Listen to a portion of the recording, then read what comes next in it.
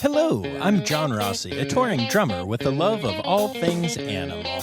When I'm on the road, I visit as many zoos, aquariums... Hey, wait a minute. What's going on? Hey, what's going on there? Hello? Hello? Hello? We interrupt your regularly scheduled program to bring you Rossifari Zoo news. News you can use from the world of zoos and conservation. Every week, we bring you breaking news and analysis from around the globe, featuring the animals you love and the people who care for them. And here's your anchorman, John Rossi. Hi, hello, how are you? Welcome back to Rossifari Zoo News, your look at everything going on in the world of zoos, aquariums, conservation, and general animal weirdness. And y'all, we had so much fun last week when we had Dr. Natalia Reagan on that we are doing it again this week. There are a couple of different kind of deeper dive stories that I wanted to touch upon. And so it occurred to me that one of them was very primate-y. And since I heard from many of you that you really enjoyed Natalia and I and our interactions together, I reached out. And I was like, hey, come back on. I know you were just here, but let's hang out again. And so we did. And so we're going to share that with you. And then I've got some additional stuff that I'll be talking about. So this is still, not a traditional Zoo News episode, but one that I think y'all are going to really enjoy. Especially, I got to tell you, bringing on a comedian who is also a scientist to be able to talk about a topic that is frankly heavy, you'll hear more about it, but is a heavy topic, is really good for, I think, not only for the audience, but frankly for my mental health talking about it. But before we get to that, I will tell you really quickly, I did help my buddy Taylor, who you hear all over this podcast with his musical talents, debut his show Shades of Joel, which is a tribute to Billy Joel, this week. And it was in Rochester, and we had a great time, and it went well. And I got to visit, well, actually, Taylor and his fiancee Haley and I all went and visited Seneca Park Zoo. So that was awesome. And I know I posted some pics of that on Thursday, and yeah, always nice to combine music and zoos. So that was my only real zoo adventure right now, but I will tell you, there are a bunch coming up. I can't name all the places yet. I'm still filling in some of the details, but, I'm going on a trip, y'all. I'll be leaving in basically a week and a half. And it's going to take me to multiple facilities, as well as the AZA mid-year conference that's happening in Atlanta and the ABMA/IAATE joint conference in Cincy. So AZA mid-year is, it's exactly what it sounds like. There's the big AZA conference every year that I go and cover. And heck, I've even gotten to start talking at them, speaking for Safe Ride Panda and stuff. So that's always fun. But there's actually two AZA meetings every year. The other one is called Mid-Year, and it happens in the middle of the year between the main meetings. And I think that's where the name comes from. It's hard to say. But anyway, and it's a smaller version of the AZA conference. So there's still accreditation hearings. There's still a vendor hall. There's all kinds of cool things that you can attend and learn about things, but there's a lot less just stuff. There's plenty of things to go see, but less. Like there might be 3 or 4 options at any given time instead of like 10 different rooms that you can go to. And there aren't like full tracks for things like PR and stuff. I'm actually going to be attending a lot of safe related things. I'll be there for the Safe Ride Panda stuff, obviously, and Safe Tree Kangaroo. But then also like a lot of other safe programs have their presentations that I want to go check out. And also SSPs get together and talk about things. So I don't know how much of that is closed and how much of that is open. It looks like it's open from what I've seen. But so my hope is that like I'm going to go sit in on the Tree Kangaroo SSP for a little bit and see how that goes. I just think that'll be fascinating. And of course, I'll be covering all of this for the podcast. And along with that, I'm working on getting interviews set up at the conference and also hopefully at Zoo Atlanta and Georgia Aquarium. I've gotten I've gotten yeses from both, but, until it happens, and especially with the conference going on, you never know for sure. And usually I manage to get one or two other cool interviews when the conferences are going on. So, yeah, big plans there. And then ABMA, IAATE, that is the Behavior Alliance that we have had on here before. And IAATE, I haven't really featured. I've had some keepers on that are involved with it, but that is avian trainers. And so this is a joint conference focused entirely on training. And it's taking place in Cincinnati. So already so excited to get back to Cincy, right? I cannot wait. And I'll be covering it for the podcast as well. And the amount of people that I know that are going to be at this thing is mind-blowing to me. My understanding is that this is a much smaller conference. It's going to be like maybe 200 people or so, if I had to guess. Might be more, might be less, I don't know. But y'all, we know so many of them. My very first guest, Jake Belair, is going to be there. The master of spreadsheets from the San Diego Zoo, who I work with on Safe Ride Panda, Kelly Salamone, is going to be there. Danny Larson is coming, along with Megan, who also works at Southwicks, that you heard on there.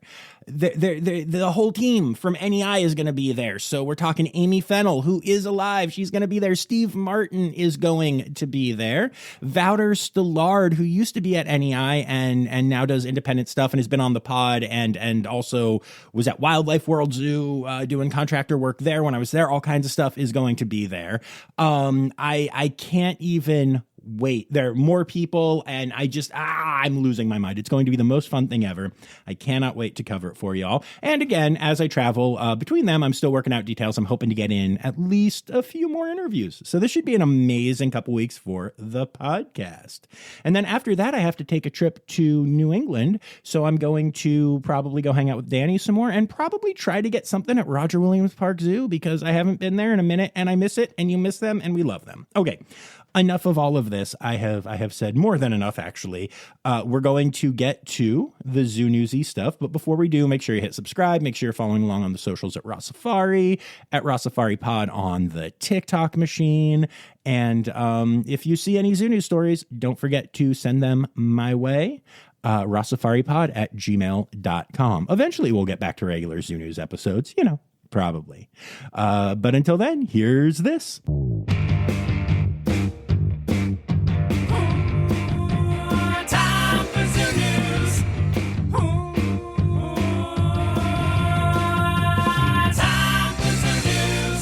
All right, Natalia, welcome back. Introduce yourself in case anybody missed you last week. Hi. Well, thank you for having me back, first and foremost. I'm Natalia Reagan. I'm a biological anthropologist, comedian, and specifically, I studied spider monkeys. I'm a primatologist, so I do a lot of talking about primate behavior, because while they're a lot like us, they're also quite different.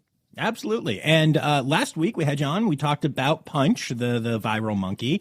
Yes. And that is very much not what we are here to talk about today. However, I'm not an idiot, and I know that people are still paying attention and stuff is still happening. So tell me an update on Punch. So let's get the punch on Punch rather than the T. Punch has been integrating better and better. It takes time. Japanese macaques can be real jerks, and they have a very strict hierarchy, and I think people did not understand that, but he's slowly integrating, and now he's seemingly waving at guests. Yes, and this is I have thoughts, but I'm sure I want you to hear your thoughts. So, yes. Well, the thing is, does he mean to wave? Is he really bidding you adieu or saying, hello, good day, sir? Hello. Oh, yes, hello, all of my fans. Hello. Did you know that I'm viral? Exactly. And not the fun kind. The kind that you have to take, well, actually you can't take antibiotics for a viral infection. That doesn't work. Let's move on. So yeah, he's doing kind of the royal, the almost a little beauty pageant queen action, waving his hand. But one of the things that's very prevalent in primates, including humans, is imitation. And oftentimes when we see somebody, and especially toddlers, if you watch little kids, they'll always imitate humans or their adult fathers and whatnot. Like if you're hammering a nail, they're going to try to hammer something, And we even see that forming positive social connections. They've done studies actually where they looked at capuchins, which are a lot like Japanese macaques, and the fact that they're highly social. And they found that they had humans observing them and reacting to them, and the humans that observed them and immediately imitated what the capuchins were doing, the capuchins engaged with them more and were more interested in the humans versus those that watched them and then imitated them much later on. And so that's an example of how imitation can build social connection. And we have examples of chimpanzees imitating humans in zoos as well. They'll clap, they'll kiss, they'll make kissy faces. They literally do duck face, which is pretty hilarious, right? I absolutely, I love it. Like humans are imitating ducks and chimps are imitating humans, imitating ducks. It's just the through line is great. The circle of life. Absolutely. And these chimps will imitate each other. And one of my favorite recent imitations is chimpanzees putting blades of grass and twigs in their ears and in their dank dookie dungeon, in their poop chute. They'll literally put like a little, and unfortunately AI, people have put, there's video, if you search, blades of grass and chimp butts, unfortunately, you're going to see this huge tuft, like a huge mound of grass in the tuchus of a chimp. That's not what it looks like. It's literally like a blade. It's so delicate. It's so, I don't know. I kind of was like, ooh, that is so chic. Like, I want to see that on the Paris runway. And who can forget the orcas that were wearing dead salmon as hats many years ago, and they were bringing it back recently. So there are these trends, these imitations. And I think I might have mentioned it with Punch when I was on last time, that one of my favorite examples of the transmission of culture or transmission of behavior was a young Japanese macaque named Emo, who actually, she learned that when the researchers threw them grains of rice to eat, that if you weighted them in water, the grains of rice would float and become yummy and salty, and then the sand would sink. She also was washing sweet potatoes. So she learned this trick, and it spread like wildfire through all the Japanese macaques, except for one demographic. Can you guess? No. It was the older males. What? I'm shocked. No. Shocked. They're always so progressive, though. What? Right, exactly, right. Oh my God. I'm shocked. Sitting in their recliner, just, who is she? What is that young whippersnapper? Get off my lawn. Anyways, that's the Punch update. So the waving, I can't wait to see the other behaviors that Punch is going to develop over time, but the waving most likely is an imitation of the guests. But who knows what else these guests are going to start doing? Screw you! Yes, is he going to give folks the finger? Who knows? I hope they're not giving Punch the finger. Maybe they're giving the other monkeys the finger, and then Punch is picking it up. I don't know. I mean, given the hatred aimed at the mother, I wouldn't be shocked if they are. And I know we talked about that last week and how wrong that is. I don't know if you saw it, but SNL did a thing where they were on Weekend Update. Punch's mom was on Weekend Update, and they were they had their opinion of her is about as good as many other people's. But, exactly, a nice Long Island, New Jersey, Long Island mom. Come here, Punch. Come here. Yeah, it was great. It was wonderful. Oh, Colin, now I want another one. So good. But yes, so what we're actually here to talk about today is an event that happened at the Memphis Zoo this last week. And I'm going to be honest with you. So I have been planning all week to talk about it as my headline story this week. And, you were a big hit last week, but I had no thought of inviting you on because I was going to rant about this because it makes me very mad. And then I thought, you know what? Instead of me doing a 10-minute rant where I'm just losing my crap, let's bring on somebody who is not only respected in the industry, but also funny and can make me laugh and relax a little bit. So it's not just me being bitter for 10 minutes. So for those listening, I reached out. It is Thursday. I'm recording the episode today, releasing it tomorrow. And I reached out this morning and was just like, Natalia, want to play? And she's like, yeah. So now we're doing that. So this was very last minute. I'm very grateful that you hopped on. But yes. Oh, thank you for asking. Of course, but it's literally just to curb me just ranting, because I can do that. So why don't you explain the situation to the listeners? Well, essentially at the Memphis Zoo, there is an enclosure with 4 bonobos, and bonobos are our closest genetic relatives, equidistance between us and chimpanzees. So they have a lot of human emotions. And like chimpanzees, they can imitate humans as well. And so what happened was a group of young gentlemen, many appear to be teenagers, were taunting, yelling, laughing, taunting the bonobos, hitting the glass, things of that sort, jeering, all sorts of things that show mad disrespect to a young male bonobo. And this male bonobo, Mabali, who is almost 13 years old, ran at the glass full force and punched it multiple times. Yes. It shattered the inner layer of glass. They have multiple reinforced glass layers, thank goodness. But still, and thankfully he was not hurt. Mabali was not hurt. The teenagers were not hurt, but they should be I like that you didn't say thankfully the teenagers were not hurt. It was, thankfully Mabali was not hurt, and also the teenagers were not hurt. And I'm with you on that. Oh, the amount of patience and grace I try to, and I will say this, anybody who watches it, because they do pan to show some of these teenagers laughing hysterically over this very angered bonobo, and it's so disrespectful, and they think it's funny. They think, oh, we got him all upset, because that's the thing. As a primatologist, I have gone to ape enclosures for over 2 decades and watched people go, oh God, they're so boring. When are they going to do something? So they try to get a reaction out of them. Right. And that's exactly what these teenagers did. And that's exactly what they got. And like we just talked about imitation, this possibly could have been, obviously punching is not something that humans only do. I mean, we learned it from watching them. They've been around a lot longer than we have. Fair. But if they were hitting the glass, I don't know to what extent. I did not see that, but that is what they got. They got a bonobo punching. So this, of course, made so many people angry, the disrespect shown to these primates, especially because these are primates that are in a zoo because their habitat in Democratic Republic of Congo is evaporating due to human encroachment, whether it's logging, mining, bushmeat trade, things of that sort, warfare. DRC is seeing a lot of warfare as well. And so this poor species is already getting its ass handed to it in terms of losing habitat. And now all of a sudden it's at a zoo, which people have strong opinions about, and I understand, and they're being shown disrespect there. Yeah. It's so annoying. Insult on top of injury. Stop. And those kids, even when that happened, just thought it was the funniest thing. I got so ridiculously mad when I saw, because I will tell you, the one good thing that I will take away from this is that I have become that guy over the years where I will tell people to stop banging on glass and stop messing around at zoos. I'm that person. If they don't, I will call security. I am the old man sitting on, hey kid, get off my lawn, because you have to protect these animals, right? Who else is gonna? Exactly. Yeah. And I have done it, and I have sometimes questioned or felt bad or gotten to had people screaming at me as they leave. And it's sometimes I'm like, oh gosh, should I be doing this? And I'm like, Yep, that was, I could have prevented that if I was there. Obviously, I wasn't there, but I could have prevented that happening. And so, yes, I will continue to remember to try to be kind about it, emphasis on try, but you just can't let that slide.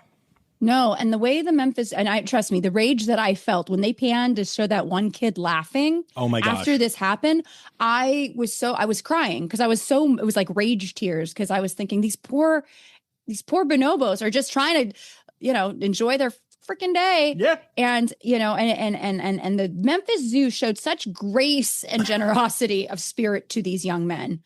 Wow. They did, but I did like that they took the opportunity. They put out a statement saying, the reinforced glass protected the bonobo. Nobody was hurt. However, now they have to close the bonobo enclosure to fix the glass, which is going to disrupt their life even more. Yep. And we need to respect the animals. They took that opportunity to say that it's imperative. If you're going to come to a zoo, you need to treat the animals with respect. And so I made a video just covering a few, three things. And one of them was do not bang or hit the glass. It's like somebody knocking at your door all freaking day, and you open it, and it's a toddler or a teenager going, hey, no fun. And then also people, I'm sure you've seen this, where people will either throw food into enclosures. It's rare, but I've seen it, and I cannot even believe it. Or they'll drop something and they're like, and they'll walk away. And I'm like, rushing off to find someone to be like, hey, there's a bag of Cheetos, or one person dropped their cell phone into the meerkat enclosure here in LA. I do have some great photos of it too, kind of like the Japanese macaque on the cell phone. And lastly, be quiet. Be quiet. They don't want to hear you scream. I don't want to hear you scream. You don't want to hear them scream. Nope. Right? Just shh. Yep. I Show always respect. say my favorite thing about zoos is going alone and having noise canceling headphones, because that's part of it. I want it to be quiet. I want to be able to relax and enjoy nature. I would rather hear the sounds of the animals, but that's better than hearing somebody misidentify a species for the 9,000th time, you know? Absolutely. Well, that's the thing that makes me sad is you should, I have the same view about having a speaker while hiking. No. Put on headphones. You listen to your music if that's what you desire. Nobody needs to hear, or you use your inner monologue so we don't have to hear your screams. Yes. Because you should be able to listen to the vocalizations, the rustling, the play, the giggles, because they do laugh in their own fun way. You should be able to have the full sensory experience of being amongst these animals, because this is, for many of us, this is the only time we're going to have in our life to be this close to bonobos, right? Yeah, it's incredible. So, oh God. Yeah. The anger though you feel is warranted beyond belief. It was amusing because I saw the video when I was with my wife, and she literally looked at me and went, "Oh God, what happened?" And it like my whole face just like contorted, and I explained it to her, and she was like, "Oh yeah, that makes sense." But and I understand why you were like that now. But it was amazing that like even next to me, she was just like, the air sucked out of the room, my face completely contorted, and she was just like, "Okay, I what's going on? You know, did someone die? What's happening?" And I was like, kind of wish one of them did, but that's what no, we probably don't wish that. I know it's tough though when you see people behaving so badly, and you have to remember too. And I try to remind myself this, that teenage bonobos act a fool. You know what I mean? Teenage monkeys act a fool, right? That's the thing we're seeing with Punch, is not every monkey is going to be like we talked about before the show, the panda that was also at the Memphis Zoo. The panda might not have been the most beautiful panda. Sometimes they're jerk animals. Sometimes they're animals that look a little funny. You know, that's okay. That's not to say that there's variation within a species, including behavior. But look, if we're going to claim to be the sentient, oh so smart, egotistical, the arrogant ape, right? Yes. Then let's get it together and show respect when we go visit these beautiful animals that already have to deal with living in a place that's not their natural habitat. Yeah, absolutely. That's stressful. And I remember last week I told you, I can't remember if I said it like on the episode or when we were chatting before or after, but that as I've gotten to understand more about non-human primates, I've also come to like, in a weird sort of way, expect less from humans and understand more the crappy stuff that we do, because like throwing bombs at another country isn't that different than throwing your feces at another ape or whatever. Like, it's just, we have elevated it all, but all of our worst instincts are things that you see in other primate species. But then the flip of that is, like you said, we claim to be better. We claim to have sentience. We claim to understand and have grown beyond these things. So cut the crap. You know, boys will be boys just doesn't cut it anymore. No. I mean, that's a great point. We've got a tangerine toddler in the White House, and what we are seeing are genocidal tantrums, basically, you know, very lethal, terrible to attacks. And that's what we're seeing. And it's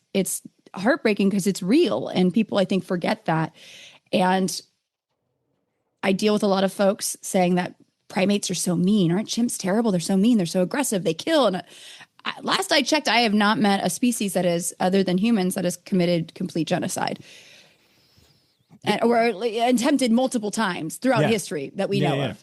No. And I don't know all the species. Maybe there is one. Maybe that damn black-footed ferret. I don't know. Who knows? You know. But this is something to point out that humans. I think it is a good point. The more you study animals, the more you realize our behavior. You not excuse it, but you expect it.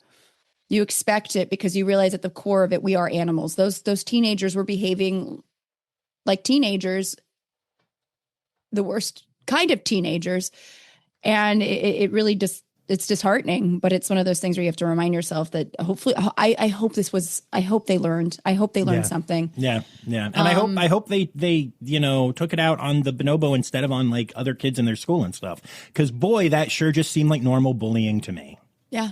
You know? Yeah. And it's so stressful. I mean, again, think about just having your house hit multiple times, screaming and yelling nonstop all day long. And bonobos, we did not talk about it on this last show, I don't think. or maybe we did. Bonobos being we're female dominant species. So chimpanzees and bonobos are our closest genetic relatives. What make bonobos so darn cool is, like chimpanzees, they're patrilocal, meaning the males stay in the group and the females disperse. And usually that means the bonds between females are not so tight. But not in bonobos. The bonds between females are incredibly tight.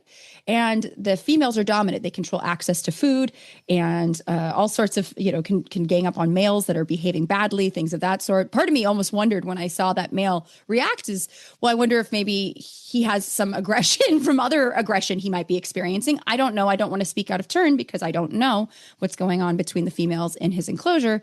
But it is an interesting social system having the females run the show and this young male being about 12, almost 13. I was able to kind of do a deep dive on the Memphis Park Zoo Facebook page to find his birth announcement. And it was really cute, And by the way, Mabali, the name of this bonobo, means masculine. I made the joke that probably Punch would have been a better name, given his propensity. And I know we didn't talk about it, but bonobos and chimpanzees are incredibly strong. Where we have great hind limb strength because we are bipedal species, they have very, very strong forelimbs, being quadrupedal knuckle walkers. And even the construction of their muscle, they have more fast twitch muscle, which is great for kind of more power to their punch. Right. So they almost don't even know how strong they are. So those young teenage boys that were jeering, they should be thanking their lucky stars the glass did not break. Oh yeah. Oh yeah. Because I think we would have seen our first bonobo human murder if it did. I mean, I don't know. No, I hear you. Possibly. I hear you. There would have been injuries. There would have been problems. And honestly, the sad part is that in this case, the bonobo probably would have been put down and it was the kid's fault. And I get it. Yep. And I know that, in the world in general, people care more about the sanctity of human life than other animal lives. And we can euthanize animals, but we can't euthanize suffering humans. And I have lots of thoughts, but, yes, it's just pathetic. They are pathetic bullies and blah. Yeah. Yeah.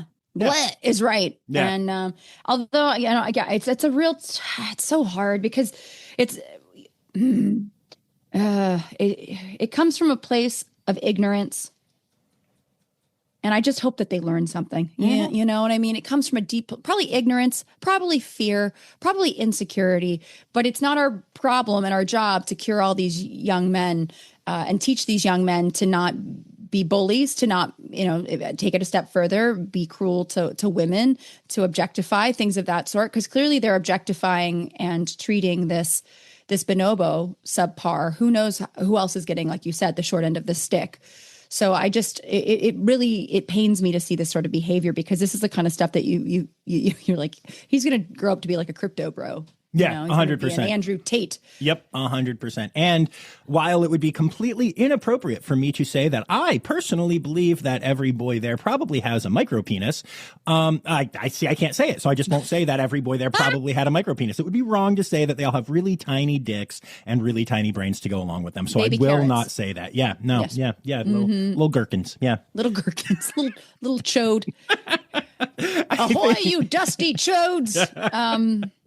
Yeah. I know. Can't say that though. Can't say that. Trust me, as a scientist, it's so funny. Like there's things that I would like to say, but I have to realize, because as a comedian, I want to say the thing, but I have to be like, okay, you gotta keep it together. Gotta show some. Although I'm not an academic at a university anymore, so. But even when I was, I did say. I mean, I was hosting a podcast that was a porn parody podcast where we would review. Yeah, it was called Two Girls, One Mic. But I would bring the science. I would bring this, and one of them was like Star Wars XXX, where we talked about Chewbacca's chub and all sorts of stuff. So, but like my point is, I was doing that while teaching because fun story. It paid more than teaching biological anthropology to 100 students a week. Awesome, great, perfect. Woo, yes, as it should be. Yes, yeah. Right. We are all doing great. The world is doing great, and yeah. But this has been lovely, and I enjoy the ability to joke around with you about this rather than just rant. So thank you for that. I really do appreciate it. Thank you for having me. I really appreciate it. And here's to folks learning their lesson. Yes. Yes.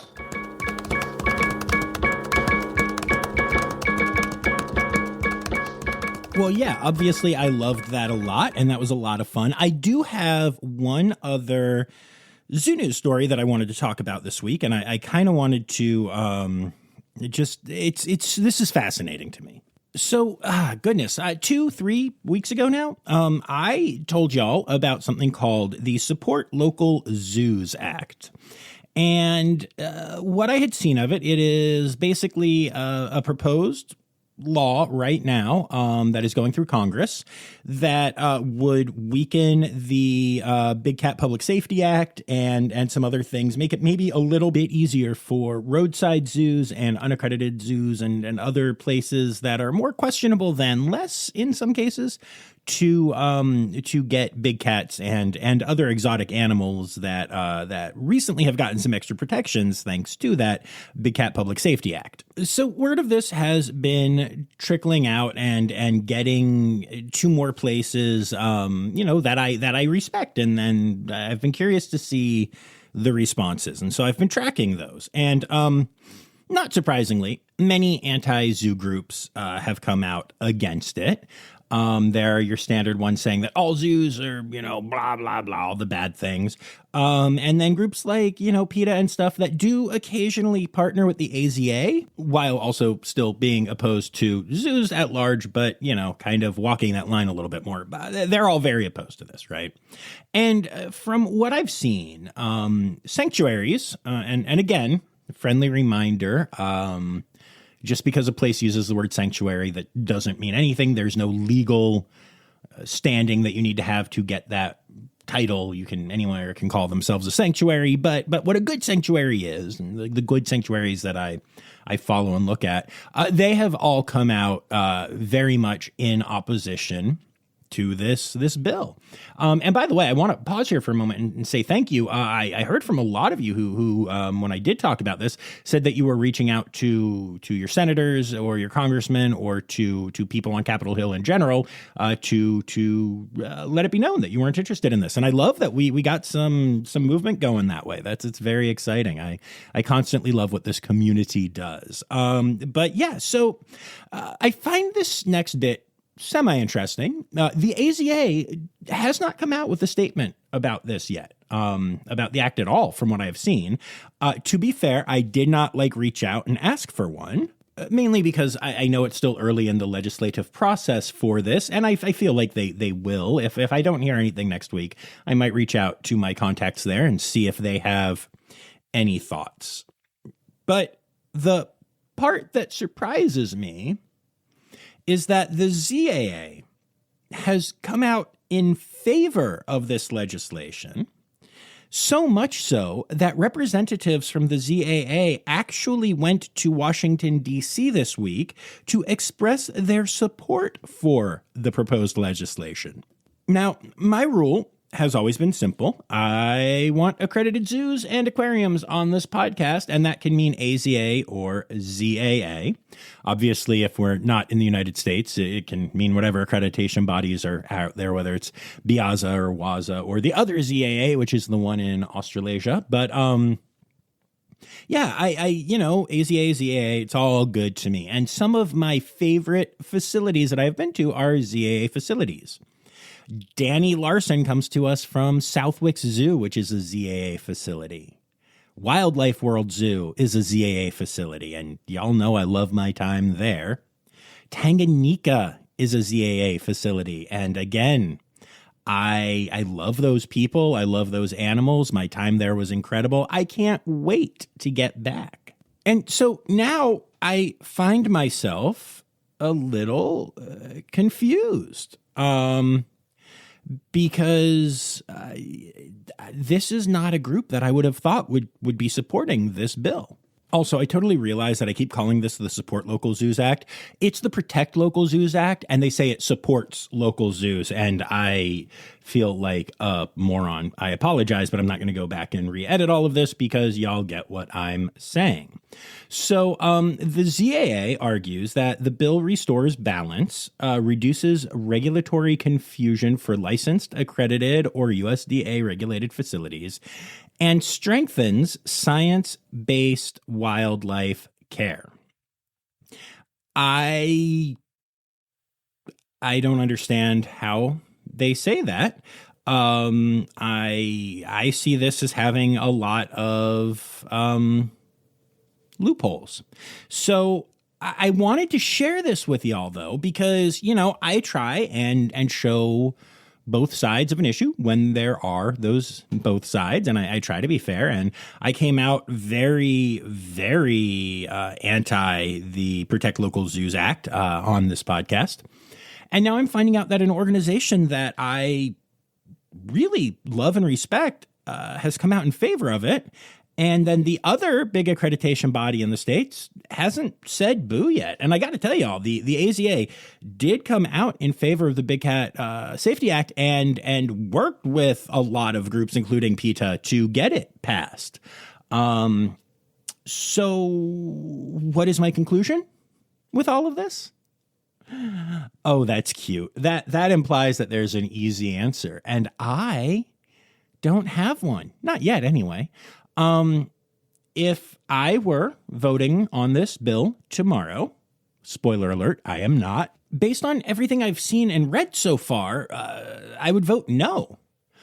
But this really does make me give pause. And I think this is such an important thing because we've lost a nuance. We've lost the ability to say, maybe I'm wrong, maybe I misunderstood, maybe something's going on, or even just to say, oh, I disagree with something that someone or an organization or something does, but that's okay. It doesn't mean, if I find out that ultimately my feelings don't change and I am opposed to this bill and the ZAA is still in favor of it, I'm not banning ZAA facilities from the podcast. Danny is going to be on here again. Wildlife World Zoo will be on here again.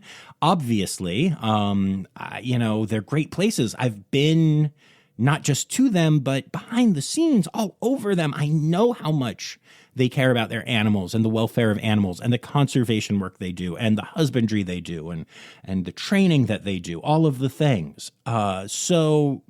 Yeah, I don't know, but it's an interesting twist to this story and one that I wanted to share with y'all. So I will be updating as I learn more and as I hear things. It could be next week, it could be in a month, and it could never happen if things just kind of die on the vine. But yeah, interesting wrinkle to a story that I know a lot of you are following closely. So I wanted to share it with y'all. And that brings us to Animal holidays.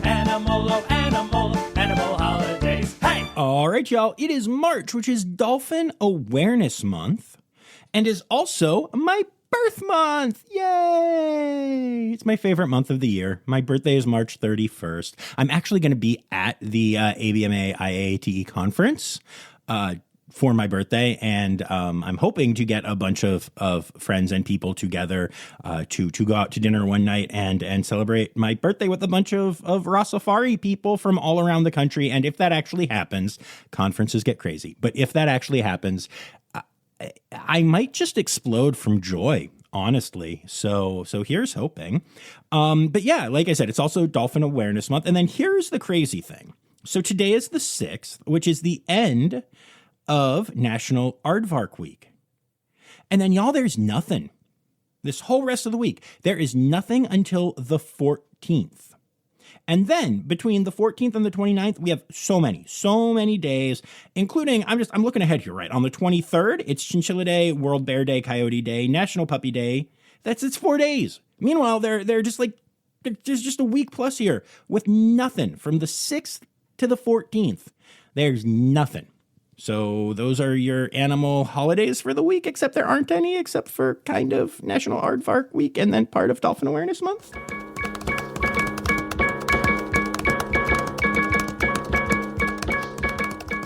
All right, so there you have it, folks. Another episode of Rossifari Zoo News. I hope y'all enjoyed this one. I personally love these deeper dives. I know a lot of y'all love to hear all the births and deaths and quick little stories, but honestly, to me, if I could do episodes like this every week, it's often not possible for a variety of reasons, but I would. I'm curious to hear what y'all think. Do you enjoy these fewer stories, deeper dive episodes, or do you enjoy me throwing, 40 quick minute-long stories at you. Let me know what you think. I want to take a moment to say thank you to all of my patrons, especially my Red Panda level patrons, Dr. Laura Schenk, Dr. Stephen Williamson, Barbara Bennett, Jenny Owens, Melissa Reed, Carrie Kirkpatrick, John Lewis, who is also here for stickers, Kevin Williams, and Cormac McMuffin. Meow. And even though I haven't gotten to these stories, a bunch of people have contributed in the last couple of weeks, so I do want to say thank you for those contributions. So thank you. Anya Keene, Colleen Linehan, Kim Cooley Croninger, Carrie Kirkpatrick, Kevin Williams, Emily Rockbook, Dr. Natalie Taco, Tran Hanton, Dr. Laura Shank, Ren Howell, Jacob Zinn, Kevin Williams, Holly Page, Nikki Morley, Dr. Zoe Rossi, Barbara Bennett, Ken Tryon, Marianne Rossi, Ali Malensky, Kay Malensky, The Malenskys. April Taylor, Daniel Cohen, Kelly Palawi, Rowena White, Zach Poe, Jamie Chavez, Kristen Khalil, Maddie Pats, Jennifer Zune, Becca Robinson, and Strix. Oh my gosh, Strix. I keep forgetting to say Strix's name. This might have become a joke now that every time I say Strix's name, I'm going to say that I kept forgetting to say her name because I forgot to say it once, and she pointed it out to me. And then the next time I said it again that I forgot to, but I hadn't forgotten the week before, but then she called me out on that. So now I just have to say I forgot her name every time. So Strix, I'm so sorry I forgot your name, Strix. Michael Sebastian, Melissa Kenny, Rick Schwartz, and Sarah Bowen. Thank you all so much for contributing. I promise I'll get to some of your stories. And like I always say, even if I don't get to them, I've read them all. I've been enriched by them all. I appreciate y'all so much. So we will be back here on Tuesday for a brand new interview episode. And we're getting ready for that trip, y'all. So until then, remember, friends, the words, newsy credits backwards, are Steider Kiswan. The Rossifari podcast is produced, hosted, and engineered by John Rossi. Editing and fact-checking by John and Dr. Zoe Rossi. Our theme song is Sevens by Nathan Burke, performed by Nathan and John. Interrupting John theme and additional voices by Taylor Isaac Gray. You can reach John directly on Instagram and Facebook at Rossifari or by email at rossifaripod@gmail.com. Rossifari is part of the Daydreamer Media Network. Now, stop listening to me and go visit a zoo.